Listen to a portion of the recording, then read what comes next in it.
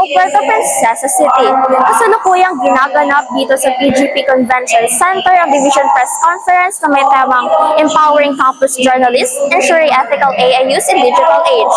Ika-6 na araw ng Pebrero, taong kasalukuyan.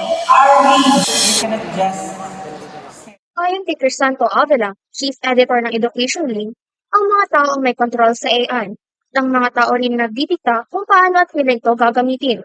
Base naman sa isang survey na isinagawa, 4 sa 5 mamamahayag ang sumang-ayon na ang mga tao ay mas matalino kaysa sa AI. Bagaman mabilis ang pag-unlad ng teknolohiya, binigyang diin ni Avila ang kahalagahan ng etikal na kaalaman sa paggamit ng AI upang matiyak ang integridad nito. Yan ang balitang tinutukan sa araw na ito.